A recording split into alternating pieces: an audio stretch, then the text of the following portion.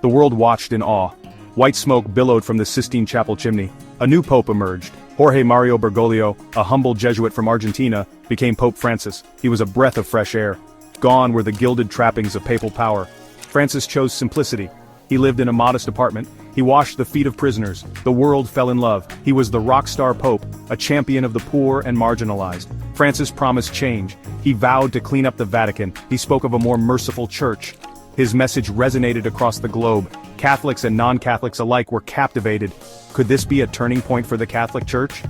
Hope swelled, but shadows lurked beneath the surface. Whispers of scandal began to circulate. Francis inherited a church in crisis. The sexual abuse scandal had shaken the institution to its core. Financial impropriety cast a long shadow over the Vatican. Francis, it seemed, was the man to confront these demons. He spoke of accountability and transparency. He created commissions to address abuse and reform finances. But would these efforts be enough? Or would the shadows of the past engulf his papacy? Hope can be a fragile thing. It can shatter under the weight of reality. As Francis's papacy progressed, whispers turned to shouts. Scandals, long buried, began to surface. Cases of sexual abuse mishandled and ignored came to light. Financial irregularities hidden in the labyrinthine Vatican bureaucracy were exposed. Francis, the reformer, found himself facing the same demons that had plagued his predecessors. The abuse crisis in particular cast a long shadow. Francis had promised zero tolerance. Yet, critics argued that his actions often fell short of his words. He was accused of being too lenient on abusers, and too quick to defend bishops accused of cover-ups. The case of Chilean Bishop Juan Barros became a lightning rod for criticism. Barros was accused of protecting a notorious abuser, Father Fernando Caradima. Francis at first defended Barros, calling the accusations slander. This ignited a firestorm of controversy. Victims felt betrayed. Catholics questioned the Pope's judgment. Francis eventually admitted to grave errors in his handling of the Barros case. He apologized to the victims, but the damage was done. Trust, once broken, is difficult to repair. The Chilean scandal shook Francis's papacy. It exposed a painful truth: the Church's struggle to address its history of abuse was far from over. The Barros case was not an isolated incident. Other cases emerged, revealing a pattern of denial, cover-up, and a failure to protect the most vulnerable. Francis found himself under intense scrutiny. His every word, every action was analyzed for signs of progress or regression. The pressure mounted when the case of Theodore McCarrick, a former cardinal from the United States, exploded onto the scene. McCarrick was accused of sexually abusing seminarians and young priests for decades. Rumors of his misconduct had circulated for years, yet he rose through the ranks of the Church, eventually becoming a powerful cardinal. How could this happen? Francis was accused of ignoring warnings about McCarrick. Some alleged that he had lifted sanctions imposed on McCarrick by Pope Benedict XVI. The Vatican denied these claims, but the controversy refused to die down. Francis ordered an investigation into McCarrick's rise and fall. The results, released in 2020, were damning. They revealed a systemic failure of accountability and transparency. McCarrick was defrocked, a rare and dramatic fall from grace, but the scandal left a deep scar on the Church and on Francis's papacy. The McCarrick scandal sent shockwaves through the Catholic world. It wasn't just about one man's crimes, it was about a system that allowed those crimes to happen, a system that protected abusers and silenced victims. Francis, despite his promises of reform, seemed unable or unwilling to dismantle that system. Critics accused him of being more interested in protecting the Church's reputation than in seeking justice. The McCarrick case also raised troubling questions about Francis's inner circle. Who knew what about McCarrick, and when did they know it? The investigation revealed a culture of secrecy and self-preservation within the Vatican. It showed how power, money, and influence could be used to shield abusers from accountability. Francis vowed to clean up the Vatican, but the task seemed more daunting than ever. The abuse crisis was not the only scandal plaguing Francis's papacy. Financial irregularities long suspected began to surface with alarming regularity.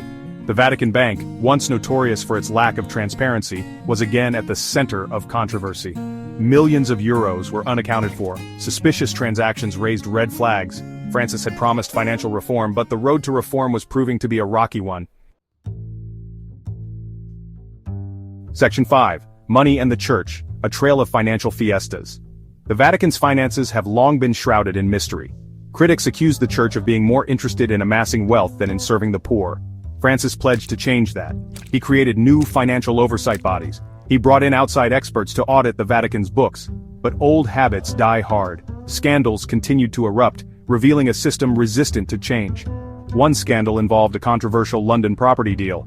The Vatican Secretariat of State, the Church's central administrative body, invested hundreds of millions of euros in a luxury apartment complex in London's Chelsea district. The deal raised eyebrows from the start. The Vatican paid a hefty fee to middlemen. The property itself was considered a risky investment. As the details of the deal emerged, it became clear that something was amiss. The London property deal was just the tip of the iceberg. Other financial irregularities came to light. Millions of euros were allegedly diverted to fund pet projects of powerful cardinals. Donations intended for charitable causes were reportedly misused. Francis found himself facing accusations of mismanagement and a lack of oversight. The scandals tarnished the Church's reputation and undermined Francis's efforts to portray himself as a reformer.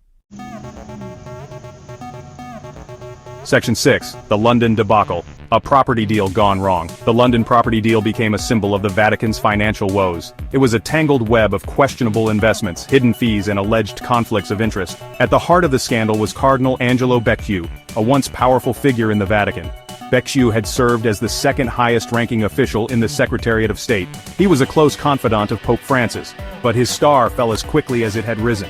Becciu was accused of steering the London property deal through, ignoring warnings from financial experts. He was also accused of funneling Vatican funds to companies owned by his family members. Becciu denied any wrongdoing, but Francis, in an unprecedented move, fired him from his Vatican post and stripped him of his rights as a cardinal. The move sent shockwaves through the Vatican. It was a clear sign that Francis was serious about cleaning house. The London property deal and the Becciu scandal highlighted the challenges Francis faced in reforming the Vatican's finances. He was up against a deeply entrenched culture of secrecy and resistance to change. Powerful figures within the Vatican benefited from the status quo. They were not going to give up their power and influence without a fight. Francis was engaged in a battle for the soul of the Church. The outcome was far from certain. Section 7. Doctrinal earthquakes. Francis rocks the boat. While financial scandals brewed, Francis was also shaking things up on the doctrinal front. Known for his more pastoral approach, he challenged traditional church teachings on issues like divorce, homosexuality, and interreligious dialogue. His pronouncements, often delivered in off-the-cuff remarks or interviews, sparked both excitement and controversy. Conservatives accused him of diluting church doctrine. Liberals praised his compassion and willingness to engage with the modern world. One of the most contentious issues was Francis's stance on communion for divorced and remarried Catholics. Traditional church teaching forbids such Catholics from receiving communion, considering them to be in a state of adultery. But Francis, in his apostolic exhortation, Amoris Laetitia, the joy of love, suggested that there could be exceptions in certain cases. He emphasized the importance of conscience and discernment, arguing that not all divorced and remarried Catholics are in the same situation. Francis's comments on homosexuality also sparked debate. While reiterating the Church's teaching that homosexual acts are sinful, he also emphasized the importance of treating LGBT individuals with respect and compassion. He famously said, "Who am I to judge?" when asked about gay priests. His words, while not a change in doctrine, signaled a shift in tone and approach. Section 8. Reform or recklessness, the tightrope walk of change. Francis's papacy has been a balancing act. He has tried to navigate between the demands of tradition and the realities of the modern world. He has sought to reform the Church while also upholding its teachings. His approach has won him admirers and detractors in equal measure. Some see him as a breath of fresh air, a much-needed reformer. Others view him as a dangerous radical, undermining the very foundations of the Church. The debate over Francis's legacy is likely to continue long after he is gone. His papacy has been a time of both great hope and great turmoil. He has challenged the Church to confront its past sins and to embrace a more merciful and inclusive future. Whether the Church will heed his call remains to be seen. The scandals that have plagued Francis's papacy cannot be ignored. They have exposed deep-seated problems within the Church, but they have also spurred calls for reform. Francis has taken some steps to address these issues. He has created new financial oversight bodies. He has spoken out more forcefully against abuse, but much more needs to be done.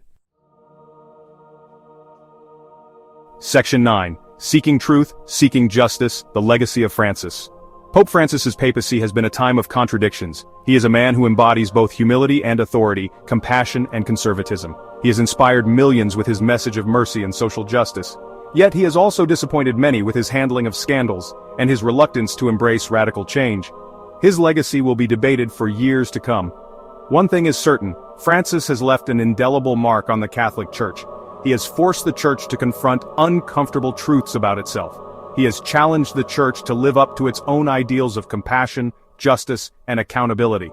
The path forward will not be easy. But Francis has shown that change is possible, even in an institution as old and as entrenched as the Catholic Church. The scandals, the reforms, the controversies, they are all part of the complex tapestry of Francis's papacy. It is up to each of us to seek the truth, to demand justice, and to work for a church that reflects the love and compassion of Jesus Christ. The future of the church depends on it.